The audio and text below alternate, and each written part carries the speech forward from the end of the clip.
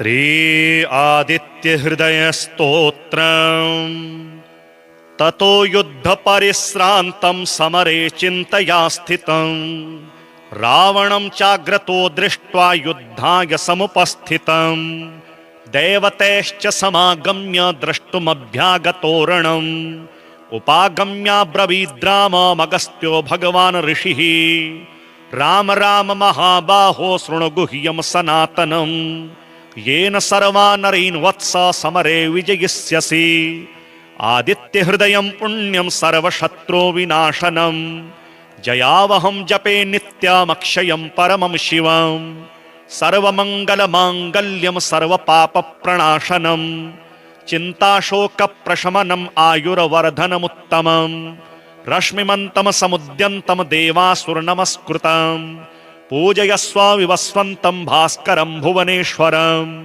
सर्वदेवात्मको ह्येष तेजस्वी रश्मिभावनः एष देवासुरगणान् लोकान् पाति गभस्तिभिः एष ब्रह्मा च विष्णुश्च शिवः स्कन्दः प्रजापतिः महेन्द्रो धनदः कालो यमः सोमो ह्यपाम्पतिः पितरो वसवः साध्या यश्विनौ मरुतो मनुः वायुर्वहनिः प्रजा प्राण ऋतुकर्ता प्रभाकरः आदित्यः सविता सूर्यः खगः पूषा गभस्तिमान् सुवर्णसदृशो भानुर्हिरण्यरेता दिवाकरः हरिदश्वः सहस्रार्चिः सप्तशप्तिर्मरीचिमान् तिमिरोन्मथनः शम्भुस्त्वष्टा मार्ताण्ड अंशुमान् हिरण्यगर्भः शिशिरस्तपनो भास्करो रविः अग्निगर्भोदितेः पुत्र शङ्खः शिशिरनाशनः व्योमनाथस्तमो भेदेर्यजुःसाम पारगः घनवृष्टेरपां मित्रो विन्ध्यवीथि प्लवङ्गमः आतपे मण्डली मृत्युः पिङ्गलः सर्वतापनः कविर्विश्वो महातेजाः रक्तः सर्वभवोद्भवः नक्षत्रग्रहताराणामधिपो विश्वभावनः तेजसामपि तेजस्वी द्वादशात्मन्नमोऽस्तु ते नमः पूर्वाय गिरये पश्चिमायाद्रये नमः ज्योतिर्गणानां पतये दिनाधिपतये नमः जयाय जयभद्राय हर्यश्वाय नमो नमः नमो नमः सहस्रांशो आदित्याय नमो नमः नमो उग्राय वीराय सारंगाय नमो नमः नमः पद्मप्रबोधाय मार्ताण्डाय नमो नमः ब्रह्मेशानाच्युतेशाय सूर्यायादित्यवर्चसे भास्वते सर्वभक्ष्याय रौद्राय वपुषे नमः तमोघ्नाय हिमघ्नाय शत्रुघ्नायामितात्मने कृतघ्नघ्नाय देवाय ज्योतिषां पतये नमः तप्तचामीकराभाय वह्नये विश्वकर्मणे नमस्तमोभिनिघ्नाय रुचये लोकसाक्षिणे नाशयत्येष वैभूतं तदेव सृजति प्रभुः पायत्येष तपत्येष वर्षत्येष गवस्तिभिः एष सुप्तेषु जागर्ति भूतेषु परिनिष्ठितः एष एवाग्निहोत्रं च फलं चैवाग्निहोत्रिणां वेदाश्च कृतवश्चैव क्रतूनां फलमेव च यानि कृत्यानि लोकेषु सर्व एष रविः प्रभुः एनमापत्सु कृच्छ्रेषु कान्तारेषु वयेषु च कीर्तयन् पुरुषः कश्चिन्नावसीदति राघव पूजयस्वेनमेकाग्रो देवदेवं जगत्पतिम् एतत्त्रिगुणितं जप्त्वा युद्धेषु विजयिष्यसि अस्मिन् क्षणे महाबाहो रावणं त्वमुवदिष्यसि एवमुक्त्वा तदागस्त्यो जगाम च यथागतम्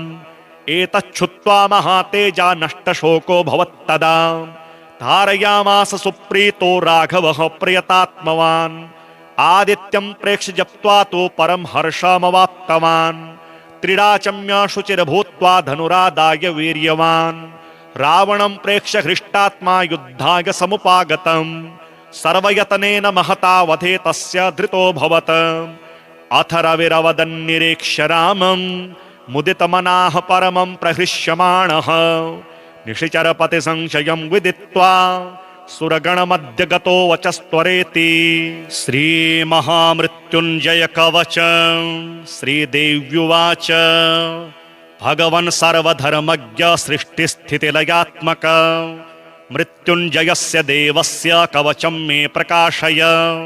श्री ईश्वर उवाच शृणु देवि प्रवक्ष्यामि कवचं सर्वसिद्धिदम् मार्कण्डेयोऽपि यद्धृत्वा चिरञ्जीवी व्यजायत तथैव सर्वदिक्पाला अमरात्वमवाप्नुयुः कवचस्य ऋषिर्ब्रह्मा छन्दोनुष्टुबुदाहृतन् मृत्युञ्जयः समुद्दिष्टो देवता पार्वतीपतिः देहारोग्यदलायुष्टे विनियोगः प्रकीर्तितः ॐ त्र्यम्बकं मे शिरः पातु ललाटं मे यजामहे सुगन्धिं पातु हृदयं जठरं पुष्टिवर्धनम् नाभिर्मुर्वारुकमिव पातु मां पार्वतीपतिः वन्धनादूरयुग्मं मे पातु वामाङ्गशासनः मृत्योर्जानुयुगं पातु दक्षयज्ञविनाशनः जङ्घायुग्मं च मुक्षेय पातु मां चन्द्रशेखरः मामृताच्च पदद्वन्द्वं पातु सर्वेश्वरो हरः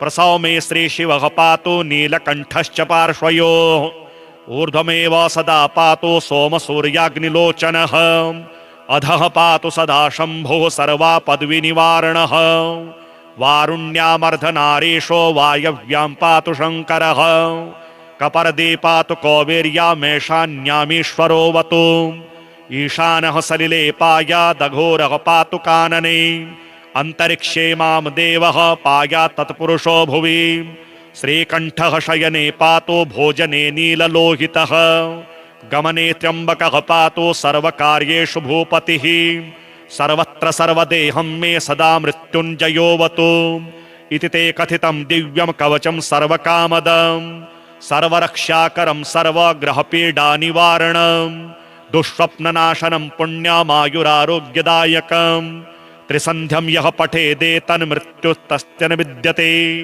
लिखितं भोर्जपत्रे तु य इदं मे व्यधारयेत् तं दृष्ट्वैव पलायन्ते भूतप्रेतपिशाचकाः डाकिन्यः चैव योगिन्यः सिद्धगन्धर्वराक्षसाः बालग्रहादिदोषा हि नश्यन्ति तस्य दर्शनात् उपग्रहाश्चैव मारे भयं चौराभिचारिणः इदं कवचमायुष्यं कथितं तव सुन्दरी न दातव्यं प्रयत्नेन न प्रकाश्यं कदाचन श्रीपितृस्तोत्रम् जाबालिरुवाच गुरून् वद महाभाग वेदव्यास जगद्गुरो गुरूणां तारतम्यं च कस्मात् किं फलमुच्यते व्यास उवाच माता पिता गुरुः श्रेयान् ज्येष्ठभ्राता पितामहः श्वशुरो मातुलश्चैव तथा मातामहः स्मृतः पितुर्ज्येष्ठः कनिष्ठश्च भ्राता ज्येष्ठा निजस्वसाम्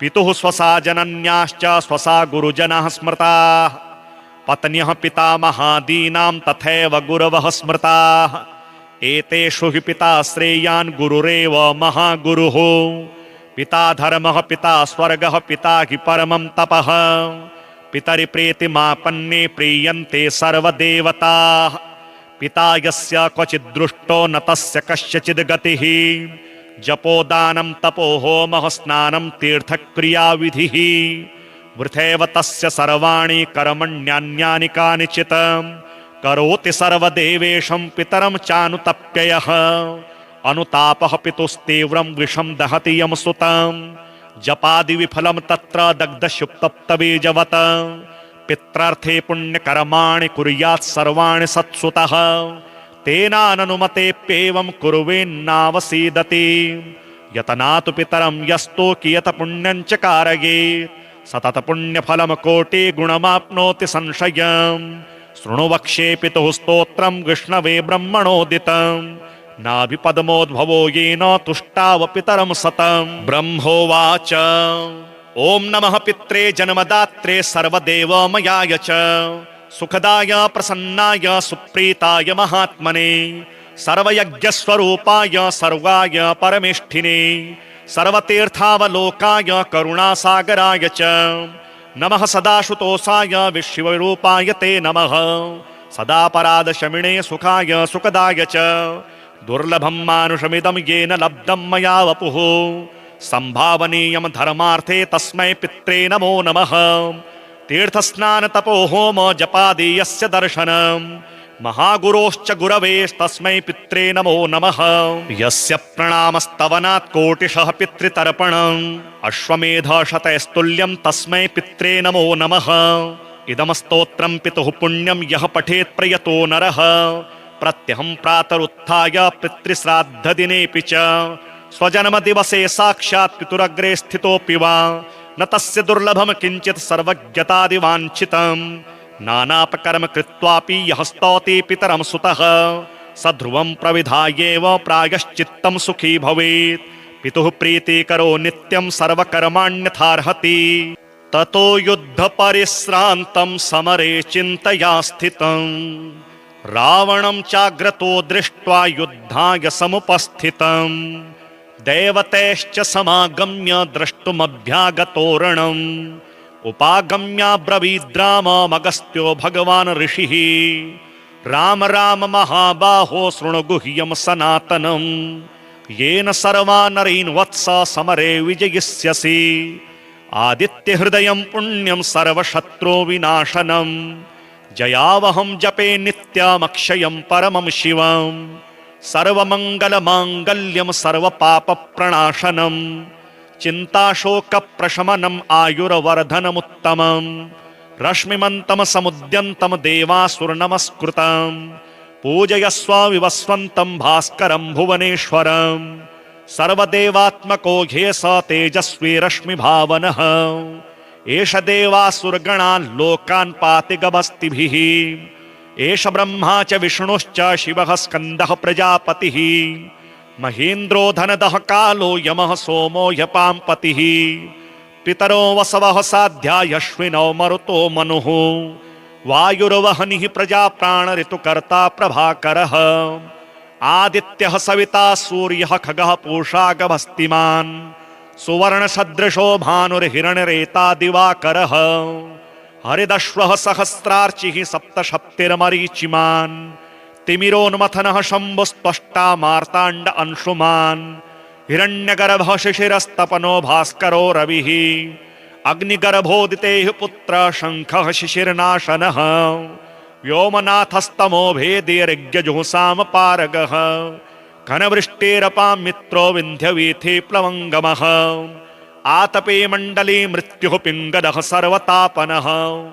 कविर्विश्वो महातेजाः रक्तः सर्वभवोद्भवः नक्षत्रग्रहताराणामधिपो विश्वभावनः तेजसामपि तेजस्वी द्वादशात्मन्नमोऽस्तु ते नमः पूर्वाय गिरये पश्चिमायाद्रये नमः ज्योतिर्गणानां पतये दिनाधिपतये नमः जयाय जयभद्राय हर्यश्वाय नमो नमः नमो नमः सहस्रांशो आदित्याय नमो नमः नमो उग्राय वीराय सारंगाय नमो नमः नमः पद्मप्रबोधाय मार्ताण्डाय नमो नमः ब्रह्मेशानाच्युतेशाय सूर्यायादित्यवर्चसे भास्वते सर्वभक्षाय रौद्राय वपुषे नमः तमोघ्नाय हिमघ्नाय शत्रुघ्नायामितात्मने कृतघ्नघ्नाय देवाय ज्योतिषां पतये नमः तप्तचामीकराभाय वह्नये विश्वकर्मणे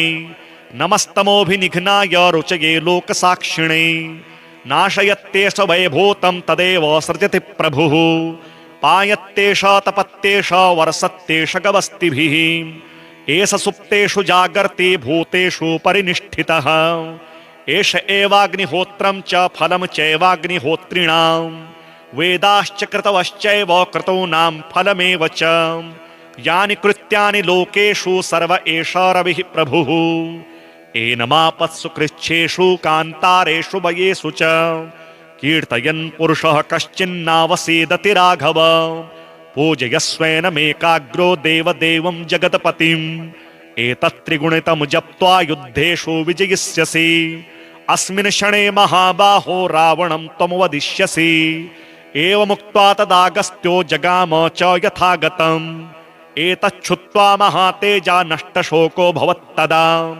धारयामास सुप्रीतो राघवः प्रियतात्मवान् आदित्यं प्रेक्ष्य जप्त्वा तु परं हर्षमवाप्तवान् त्रिडाचम्य शुचिर्भूत्वा धनुरादाय वीर्यवान् रावणं प्रेक्ष्य हृष्टात्मा युद्धाय समुपागतम् सर्वयतनेन महता वधे तस्य धृतोऽभवत्। अथ रविरवदन्निरीक्ष्य रामं मुदितमनाः परमं प्रहृष्यमाणः निशिचरपति संशयं विदित्वा सुरगणमध्य गतो वचस्त्वरेति। श्रीमहामृत्युञ्जय कवच श्रीदेव्युवाच भगवन् सर्वधर्मज्ञ सृष्टिस्थितिलयात्मक मृत्युञ्जयस्य देवस्य कवचं मे प्रकाशय। श्री ईश्वर उवाच शृणु देवि प्रवक्ष्यामि कवचं सर्वसिद्धिदम्। मार्कण्डेयोऽपि यद्धृत्वा चिरञ्जीवी व्यजायत तथैव सर्वदिक्पाला अमरात्वमवाप्नुयुः।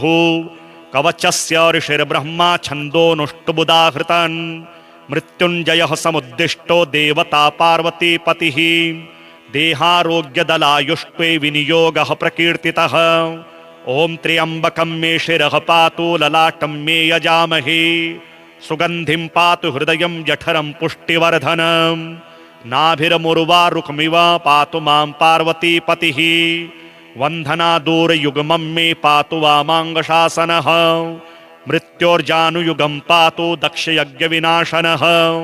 जङ्घायुग्मं च मुक्षेय पातु मां चन्द्रशेखरः। मामृताच्च पदद्वन्द्वं पातु सर्वेश्वरो हरः। प्रसव मे श्रीशिवः पातु नीलकण्ठश्च पार्श्वयोः। ऊर्ध्वमेव सदा पातु सोमसूर्याग्निलोचनः।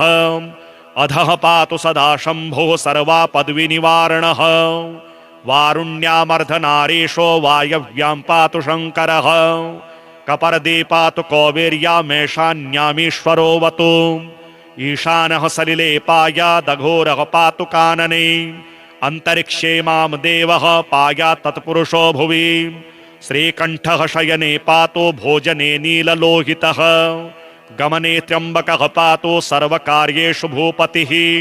सर्वत्र सर्वदेहं मे सदा मृत्युञ्जयोऽवतु।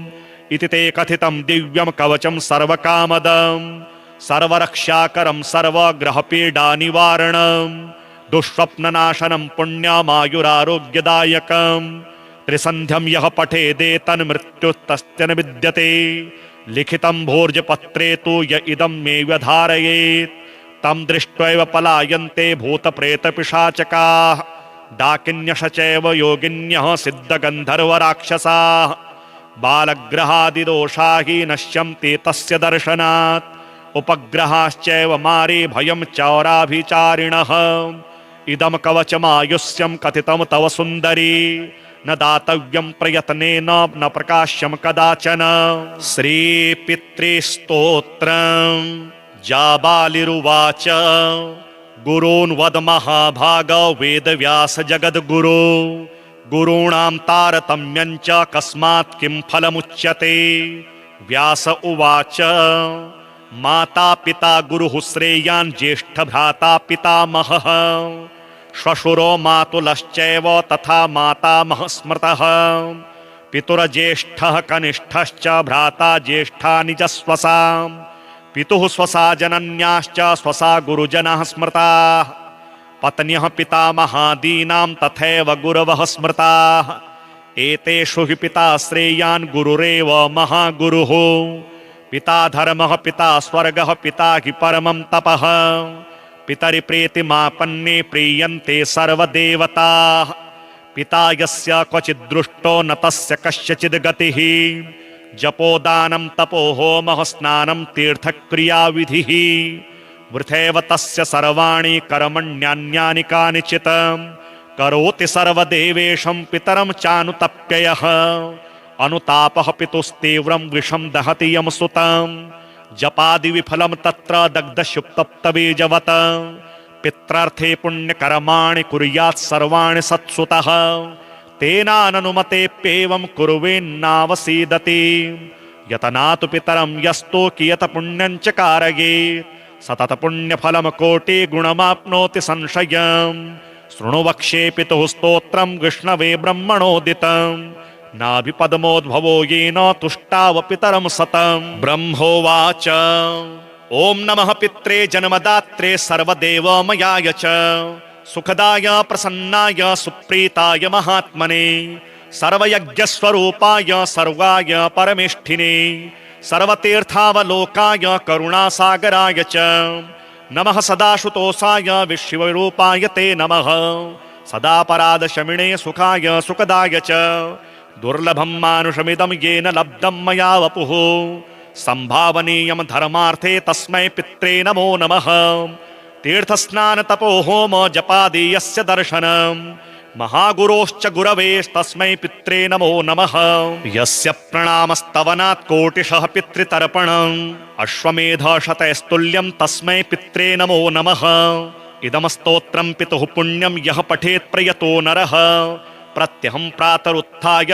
पितृश्राद्धदिनेऽपि च स्वजन्मदिवसे साक्षात् पितुरग्रे स्थितोऽपि वा न तस्य दुर्लभं किञ्चित् सर्वज्ञतादिवाञ्छितम् नानापकर्म कृत्वापि यः स्तौति पितरं सुतः स ध्रुवं प्रविधायेव प्रायश्चित्तं सुखी भवेत् पितुः प्रीतिकरो नित्यं सर्वकर्माण्यथार्हति ततो युद्धपरिश्रान्तं समरे चिन्तया स्थितं रावणं चाग्रतो दृष्ट्वा युद्धाय समुपस्थितं देवतैश्च समागम्य द्रष्टुमभ्यागतोरणम् उपागम्याब्रवीद्राममगस्त्यो भगवान् ऋषिः राम राम महाबाहो शृणु गुह्यं सनातनम् येन सर्वा नरीन् वत्स समरे विजयिष्यसि आदित्यहृदयं पुण्यं सर्वशत्रो विनाशनम् जयावहं जपे नित्यमक्षयं परमं शिवम्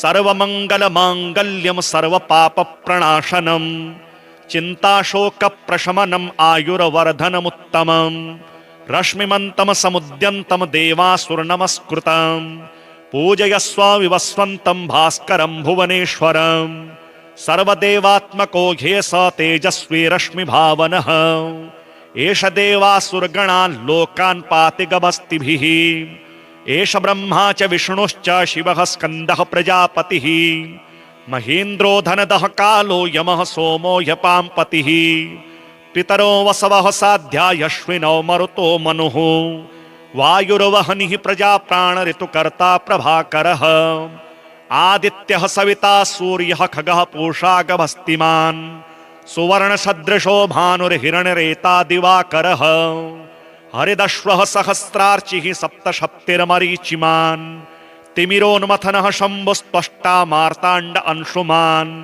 हिरण्यगर्भः शिशिरस्तपनो भास्करो रविः अग्निगर्भोदितेः पुत्र शङ्खः शिशिरनाशनः व्योमनाथस्तमो भेदेर्यज्ञजुःसामपारगः घनवृष्टेरपां मित्रो विन्ध्यवीथि प्लवङ्गमः आतपे मण्डले मृत्युः पिङ्गदः सर्वतापनः कविर्विश्वो महातेजाः रक्तः सर्वभवोद्भवः नक्षत्रग्रहताराणामधिपो विश्वभावनः तेजसामपि तेजस्वी द्वादशात्मन्नमोऽस्तु ते नमः पूर्वाय गिरये पश्चिमायाद्रये नमः ज्योतिर्गणानां पतये दिनाधिपतये नमः जयाय जयभद्राय हर्यश्वाय नमो नमः नमो नमः सहस्रांशो आदित्याय नमो नमः नमो उग्राय वीराय सारंगाय नमो नमः नमः पद्मप्रबोधाय मार्ताण्डाय नमो नमः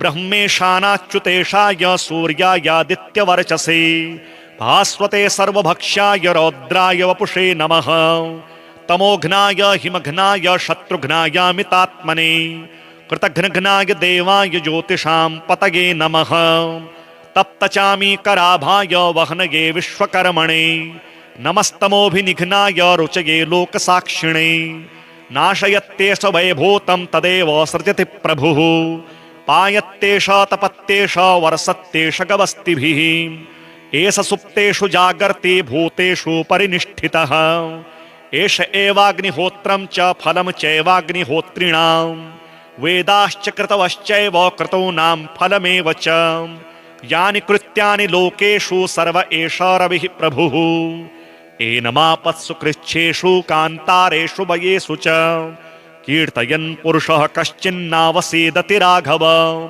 पूजयस्वैनमेकाग्रो देवदेवं जगत्पतिम् एतत् त्रिगुणितं जप्त्वा युद्धेषु विजयिष्यसि अस्मिन् क्षणे महाबाहो रावणं त्वं वदिष्यसि। एवमुक्त्वा तदागस्त्यो जगाम च यथागतम्। एतच्छ्रुत्वा महातेजा नष्टशोको भवत्तदा। धारयामास सुप्रीतो राघवः प्रियतात्मवान्। आदित्यं प्रेक्ष्य जप्त्वा तु परं हर्षमवाप्तवान्।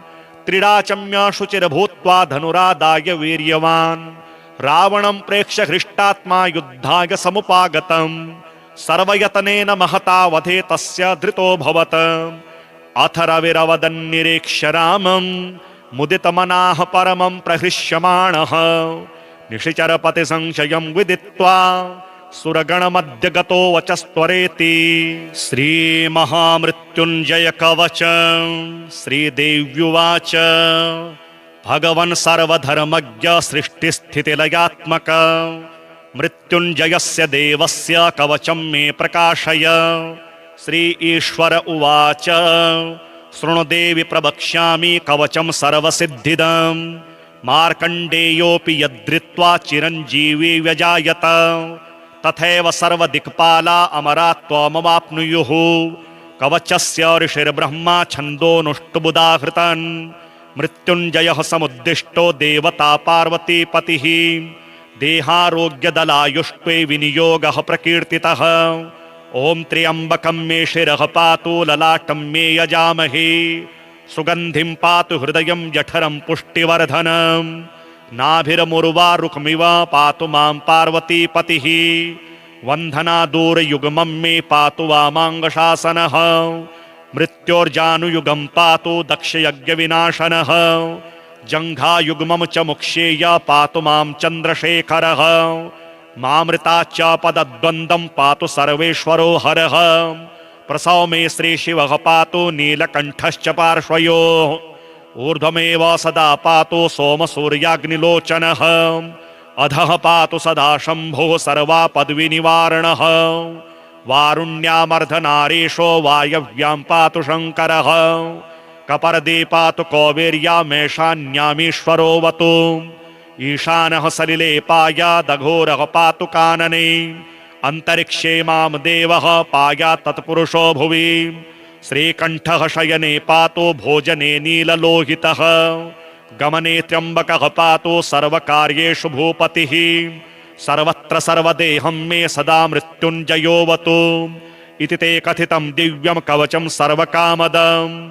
सर्वरक्षाकरं सर्वग्रहपीडानिवारणम्। दुःस्वप्ननाशनं पुण्यामायुरारोग्यदायकम्। त्रिसन्ध्यं यः पठेदेतन्मृत्युस्तस्य न विद्यते। लिखितं भोर्जपत्रे तु य इदं मे व्यधारयेत्। तं दृष्ट्वैव पलायन्ते भूतप्रेतपिशाचकाः। डाकिन्यश्चैव योगिन्यः सिद्धगन्धर्वराक्षसाः। बालग्रहादिदोषा हि नश्यन्ति तस्य दर्शनात्। उपग्रहाश्चैव मारे भयं चौराभिचारिणः। इदं कवचमायुष्यं कथितं तव सुन्दरी। न दातव्यं प्रयत्नेन न प्रकाश्यं कदाचन। श्रीपितृस्तोत्रम् जाबालिरुवाच गुरून् वद महाभाग वेदव्यास जगद्गुरो। गुरूणां तारतम्यं च कस्मात् किं फलमुच्यते। व्यास उवाच माता पिता गुरुः श्रेयान् ज्येष्ठभ्राता पितामहः। श्वशुरो मातुलश्चैव तथा मातामहः स्मृतः। पितुर्ज्येष्ठः कनिष्ठश्च भ्राता ज्येष्ठा निजस्वसा। पितुः स्वसा जनन्याश्च स्वसा गुरुजनः स्मृताः। पत्न्यः पितामहादीनां तथैव गुरवः स्मृताः।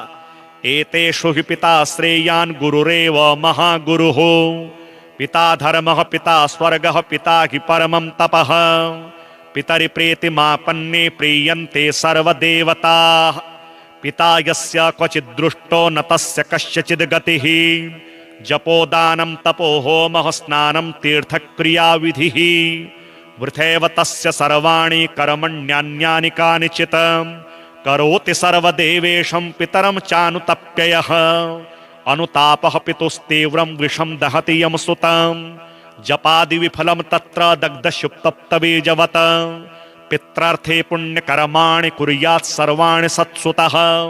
तेनाननुमतेऽप्येवं कुर्वेन्नावसीदति यतनातु पितरं यस्तो कियत पुण्यं च कारयेत् सतत पुण्यफलं कोटिगुणमाप्नोति संशयम् शृणु वक्ष्ये पितुः स्तोत्रं विष्णवे ब्रह्मणोदितं नाभिपद्मोद्भवो येन तुष्टाव पितरं सतं ब्रह्मोवाच ॐ नमः पित्रे जन्मदात्रे सर्वदेवमयाय च सुखदाय प्रसन्नाय सुप्रीताय महात्मने सर्वयज्ञस्वरूपाय सर्वाय परमेष्ठिने सर्वतीर्थावलोकाय करुणासागराय च नमः सदाशुतोषाय विश्वरूपाय ते नमः सदा परादशमिणे सुखाय सुखदाय च दुर्लभं मानुषमिदं येन लब्धं मया वपुः संभावनीयं धर्मार्थे तस्मै पित्रे नमो नमः तीर्थस्नान तपो होम जपादीयस्य दर्शनं महागुरोश्च गुरवेस्तस्मै पित्रे नमो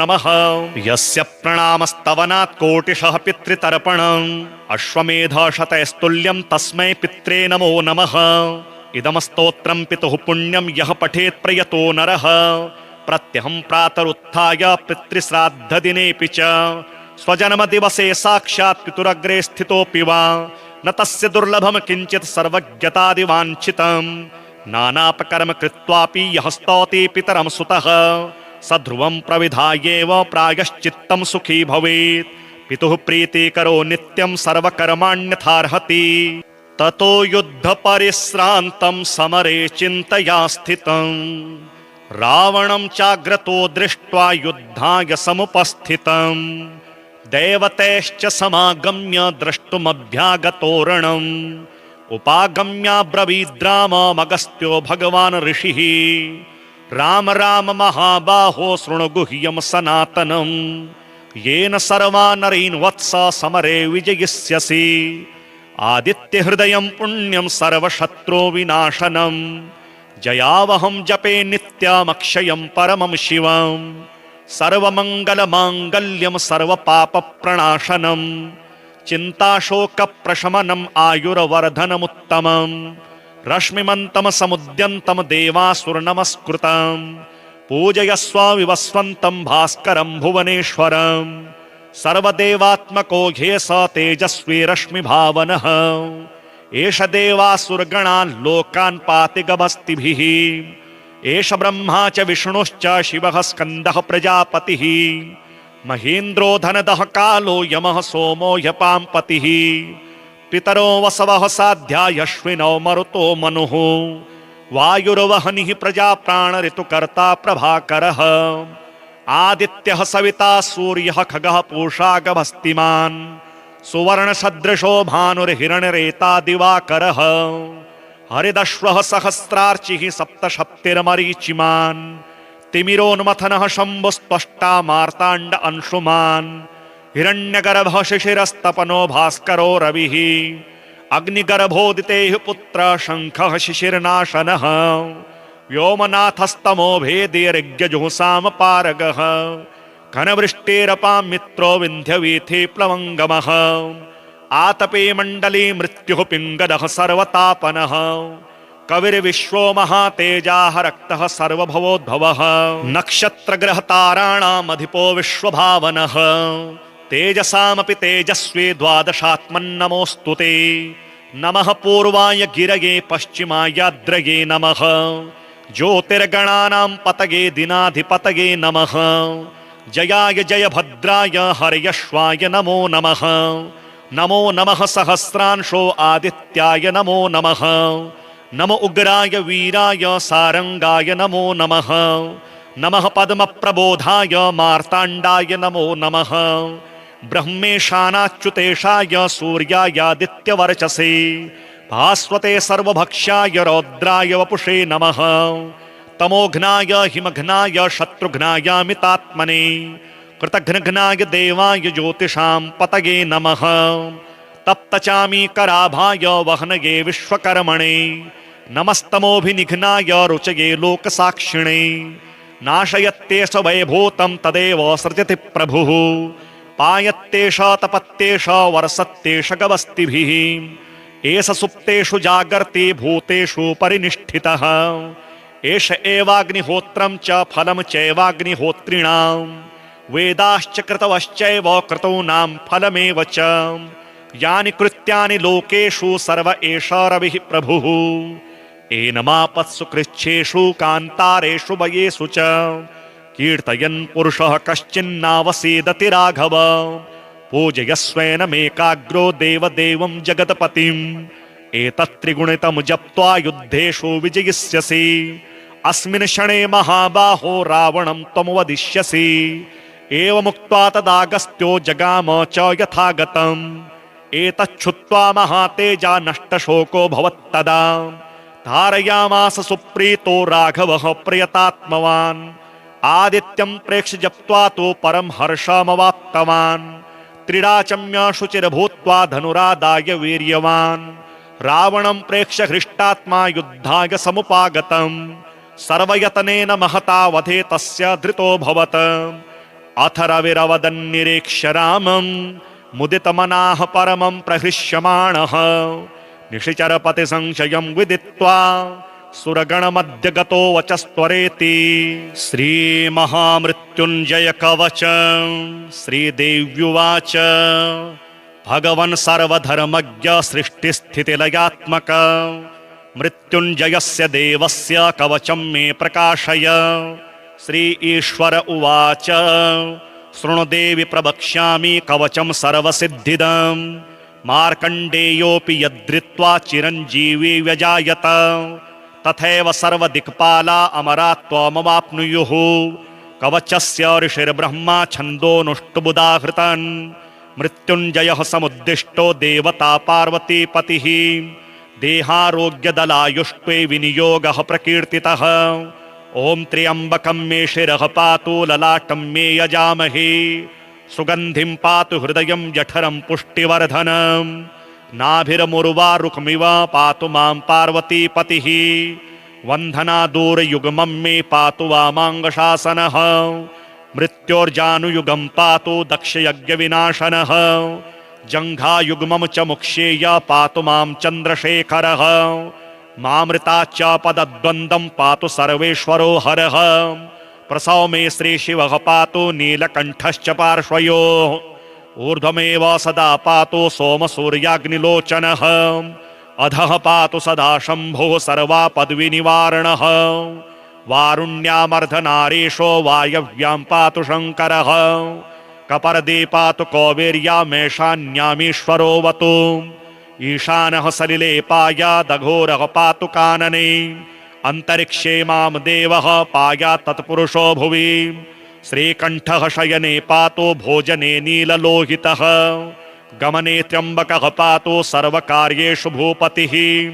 सर्वत्र सर्वदेहं मे सदा मृत्युञ्जयोऽवतु इति ते कथितं दिव्यं कवचं सर्वकामदं सर्वरक्षाकरं सर्वग्रहपीडानिवारणं दुःस्वप्ननाशनं पुण्यामायुरारोग्यदायकं त्रिसन्ध्यं यः पठेदेतन्मृत्युस्तस्य न विद्यते लिखितं भोर्जपत्रे तु य इदं मे व्यधारयेत् तं दृष्ट्वैव पलायन्ते भूतप्रेतपिशाचकाः डाकिन्यश चैव योगिन्यः सिद्धगन्धर्वराक्षसाः बालग्रहादिदोषा हि नश्यन्ति तस्य दर्शनात् उपग्रहाश्चैव मारे भयं चौराभिचारिणः इदं कवचमायुष्यं कथितं तव सुन्दरी न दातव्यं प्रयत्नेन न प्रकाश्यं कदाचन श्रीपितृस्तोत्रम् जाबालिरुवाच गुरून् वद महाभाग वेदव्यास जगद्गुरो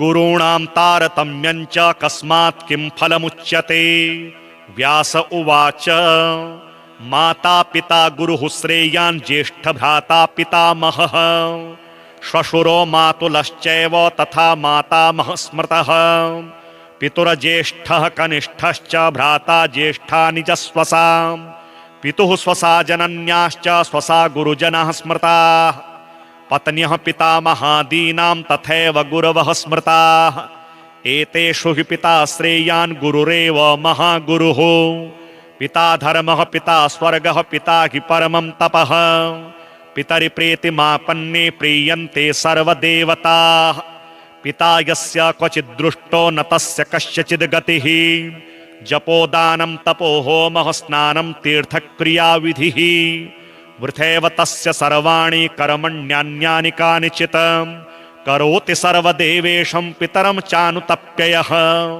अनुतापः पितुस्तीव्रं विषं दहति यं सुतं जपादि विफलं तत्र दग्धशुप्तप्तबीजवत् पित्रार्थे पुण्यकर्माणि कुर्यात् सर्वाणि सत्सुतः तेनाननुमतेप्येवं कुर्वेन्नावसीदति यतनातु पितरं यस्तो कियत पुण्यं च कारयेत् सतत पुण्यफलं कोटिगुणमाप्नोति संशयम् शृणु वक्ष्ये पितुः स्तोत्रं विष्णवे ब्रह्मणोदितम् नाभिपद्मोद्भवो येन तुष्टाव पितरं सतं ब्रह्मोवाच ॐ नमः पित्रे जन्मदात्रे सर्वदेवमयाय च सुखदाय प्रसन्नाय सुप्रीताय महात्मने सर्वयज्ञस्वरूपाय सर्वाय परमेष्ठिने सर्वतीर्थावलोकाय करुणासागराय च नमः सदाशुतोषाय विश्वरूपाय ते नमः सदापराधशमिने सुखाय सुखदाय च दुर्लभं मानुषमिदं येन लब्धं मया वपुः